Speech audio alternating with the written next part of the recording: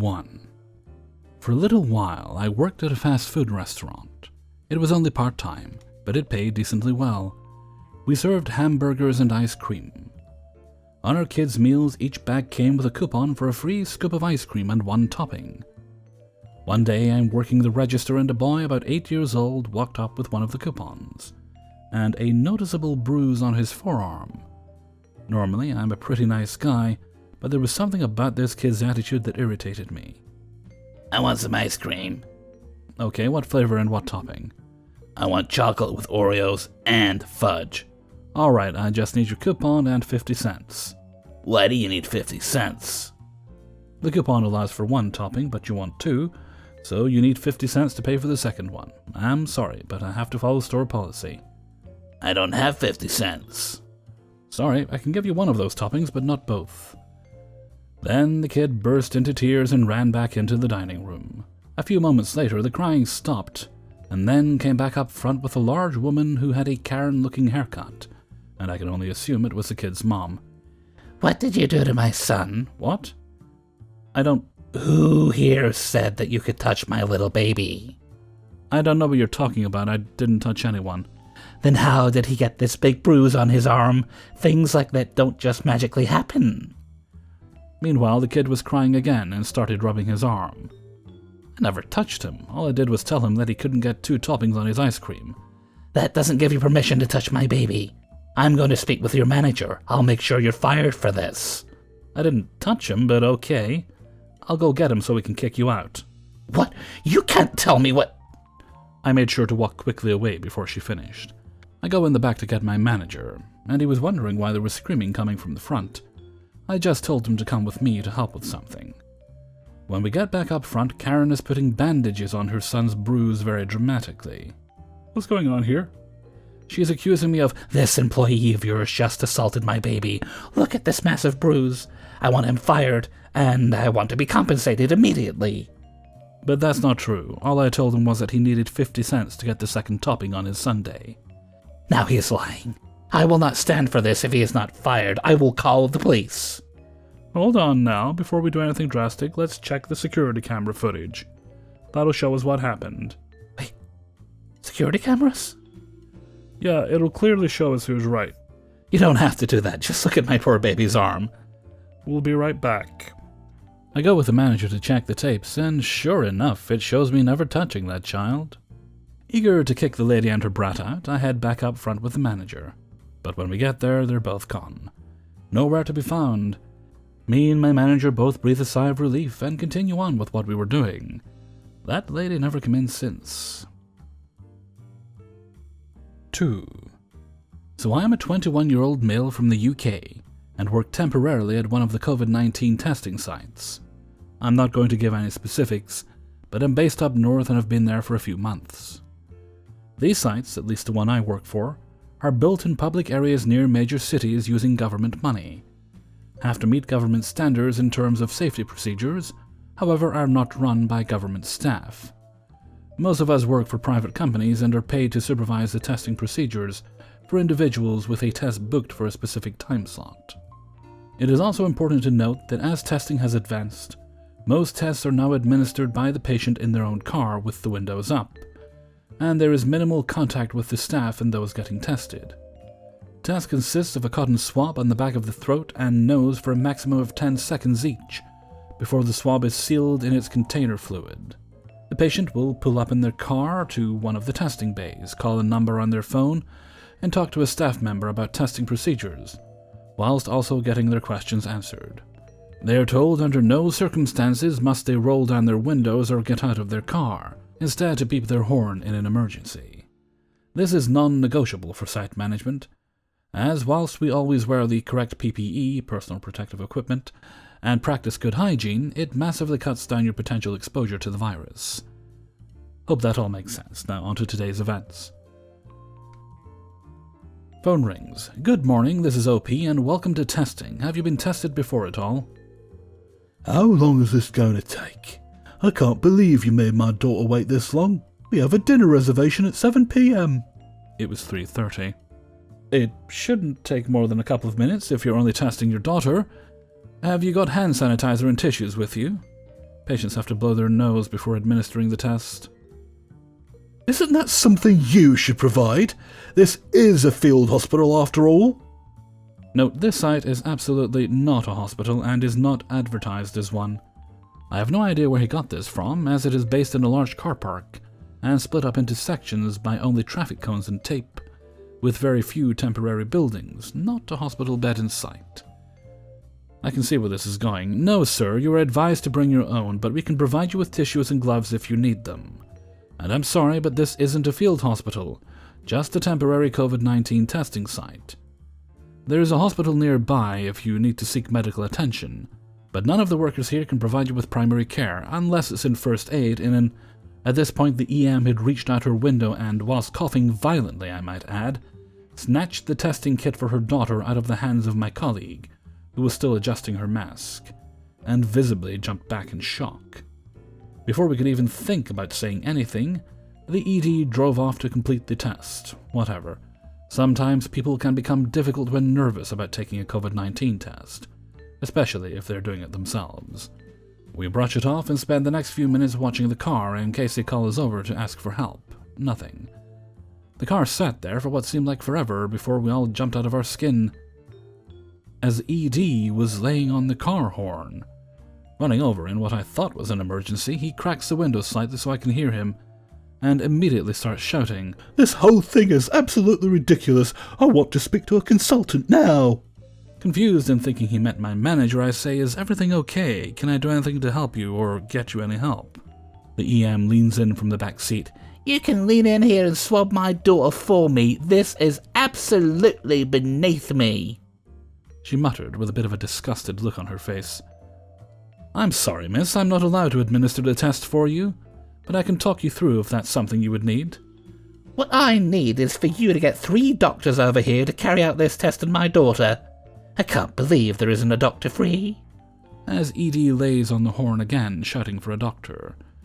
For the next 10 minutes or so, I try to explain that no, we don't have any medical professionals on site, as this is not an NHS-run hospital, before I hear EM say, I'm sure the doctor will see you if you need a test. If you don't get one over here now, I will give him a reason to test you. What happened next was surreal. EM swiftly opened the rear passenger door before barreling toward me in the middle of the car park, coughing and sputtering everywhere. I continued to move away from her, reaching out to maintain the distance between us. I couldn't make out what she was shouting, but after a few seconds she tried grabbing my wrist, which tore off my glove on my left hand. If it didn't already, all hell broke loose, as EM ran back to her car with security chasing after her.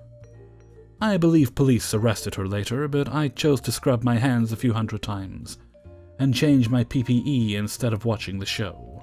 I just feel sorry that little girl didn't get her test. 3.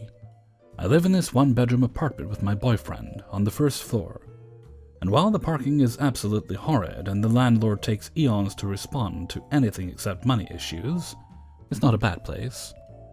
All my neighbors are friendly, and we rarely have noise complaints.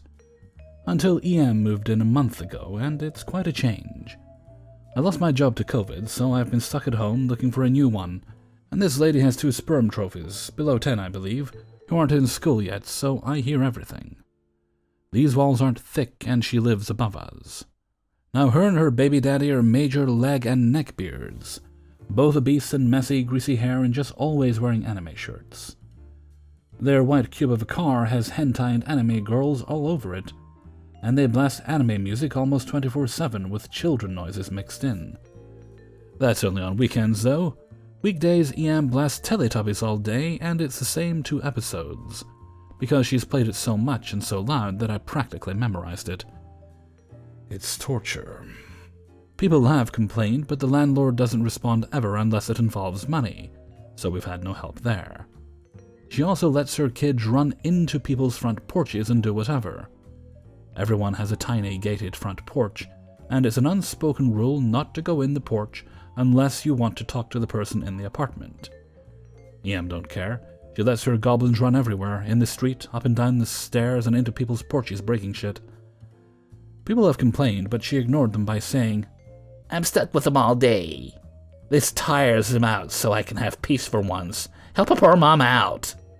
Ignoring the fact that one woman has 5 kids and yet keeps them in line. Now on to last Sunday night. Me and my boyfriend were playing drunk Super Smash Brothers and just having a grand old time, laughing and giggling like a bunch of fools. And yes, we did get a bit loud, but we figured EM's Naruto music would drown it out.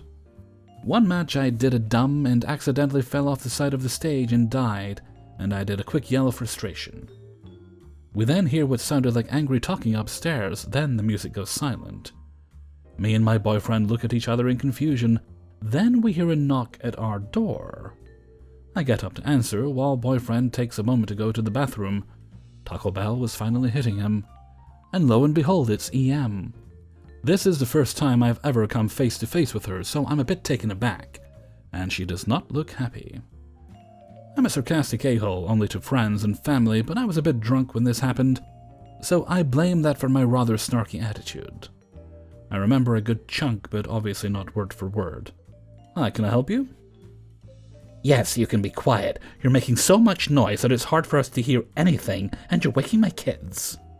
I'm sorry. I just assumed with the loud music you were playing that it wouldn't bother you.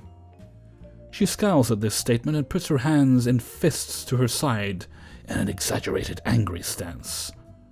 All my anime fans should know this stance. Yes, she did this for real. I wish I took a picture. And puffs her cheeks.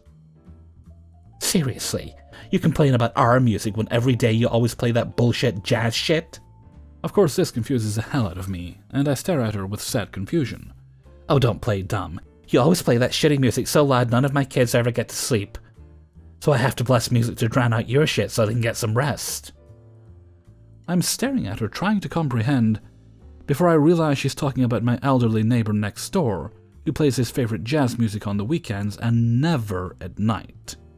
And it's not close to being loud. I only hear it because the walls are paper thin, and I live right next door. And even then, it's barely audible. I think you're confusing me for my next door neighbor. He's the one that plays jazz. And even then, he never does it at nights. Maybe talk to him tomorrow. EM doesn't like this and stomps her foot. Stop lying. I know it's you playing that, and I want you to stop. If you don't, I'll call the landlord on you. I just laugh at this, which pisses her off more. Look, I'm not the one playing the music, and frankly, even if I was, I wouldn't be able to hear it over the anime you blast every night, so if you have a problem, talk to the landlord.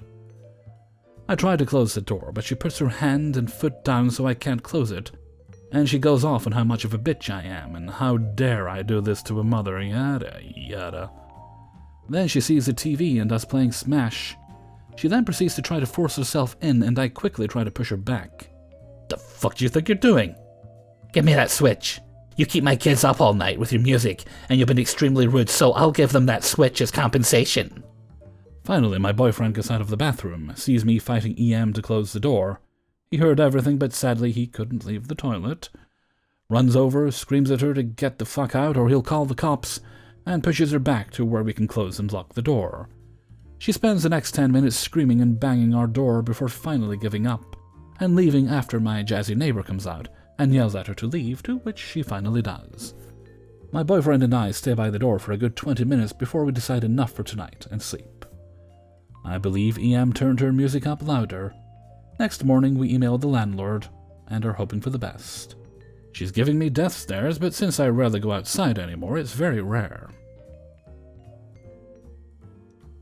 4. This happened around 1 month ago, so my memory might be a little bit fuzzy. Okay, so the story starts with me going to the supermarket in Sweden where I live. It's no quarantine, but I still decided to wear a mask so I don't make the elderly or others in the risk zone uncomfortable. But I was in the candy aisle looking for some snacks when a wild Karen randomly yelled out, "Robber!" and pointed at me. I was so confused why she was pointing at me. I mean, I was wearing a face mask, but that is very common right now during a global pandemic. A worker walked up to her and started talking to her and immediately kicked her out. I walked up to him and asked, "What happened?" "She thought you were a robber because you were wearing a face mask." "Really?" "Yeah, sorry for the inconvenience, just continue on shopping, it's fine." "Okay, thank you." I walked back to the candy aisle and got myself a chocolate bar and some gum. I walked over to the self-scanning section to pay. I packed up my stuff and started walking out to my car, when the Karen with her poor little kid on the side, who was sitting on a bench nearby the whole time, by the way, started walking towards me, and the conversation followed. I know what you did. Hand over everything so I can report it to the police. No. What are you talking about? I paid for this. Why should I give it to you? Because you stole it. Hand it over to me, or I will call the police. I got super pissed and thought about just walking to the car and leaving, when I remembered that I kept the receipt. I put my bags aside and took out my wallet to get it. Here, see, I paid for it all, I said while holding up the receipt. Fine, you are lucky by the way. I bent over to pick up my bags again when she randomly yelled out, "Aha!" And then she just put her hands inside my other pocket and took my phone. See, you stole this phone, liar. But no, I bought that 1 year ago, and why would a grocery store sell an iPhone XR? I don't know, but you stole this. Give me back my phone, asshole. Mom, can we just go home? He did not take it. No, honey, we have to give this thief justice, and no, you stole this from the store. This is going to the police. It took me half a minute to realize what had just happened. Then I started running at her full speed, and when I caught back up to her, I immediately took my phone away from her and started speedwalking towards my groceries. Hey, give me that back! This is mine, you bitch! I looked back for a second and saw how her kid was trying to pull her back. I got back to my groceries, which amazingly did not get stolen, and started running back to the car. I put everything back in the trunk and quickly got in the driver's seat and started driving away. I will never forget her face while she was running after my car. Priceless. And also seeing that poor kid's face behind her, I hope he's all right and won't become like her. It has been a month since this incident, and the police never gave me a knock, and I never met her again. So the story did end up having a happy ending. I got my phone back, and now I have a funny story to tell.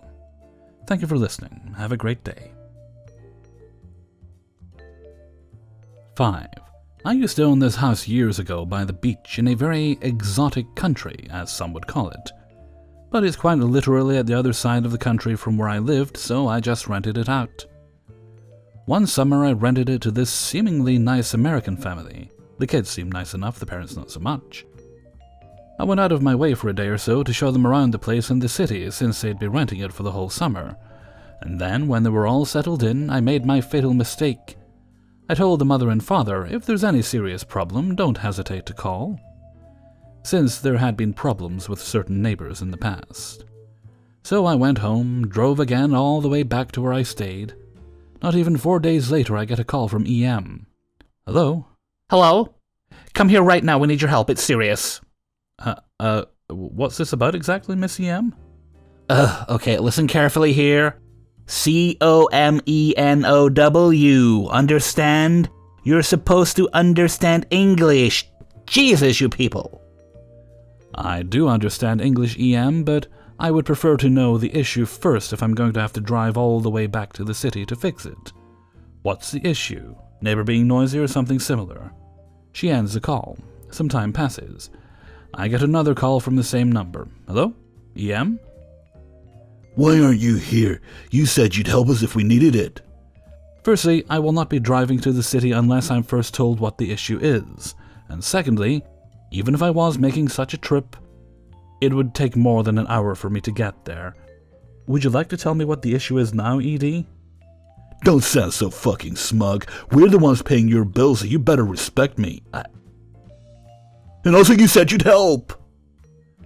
I'm trying to help, ED, but I need to know the issue first. The house is a mess. There's almost no clean dishes and the laundry basket is full, and we can't go anywhere to have fun because of the baby. Come here right now. I wish I could have captured my face when ED said this. A wide-eyed, mouth-agape, stunned mess. ED, if there are no clean dishes, why don't you clean the dishes? Same with the house and laundry. I did show you where the cleaning supplies were, did I not? Would you like me to tell you where they are again? No, I will do no such thing. You're supposed to do those. I pay a fucking fortune for this house. We're supposed to have a cleaner and babysitter. You paid a fortune because that house is big and in a great location near the beach, not to mention for the entire summer. And I've made no verbal or otherwise agreements for a personal cleaner, as you put it, or a babysitter. You're not supposed to have anything of the like. Is this genuinely what you wanted me to drive to the other side of the country for? Seriously? Go fuck yourself, you, and then use some lovely racial slurs. You'll be hearing from my lawyers. This is illegal. We paid for this place. Edie ends the call. Hey everybody, Hellfreezer here, and thank you very much for listening to the Impractical Proudness of Parents. iPop number 47. And thank you very much to everybody who allowed me to use their stories in this video. Sounds like the idiots in the last story, the slightly racist idiots, seem to think that renting a house is like renting a hotel room, although I'm pretty sure the staff at most hotels don't want to look after your kids either. Right, I don't want to jinx it, but as of recording this right now, I'm feeling marginally better than I was yesterday. Like I say, I don't want to jinx it. That might be all the caffeine surging through me, though.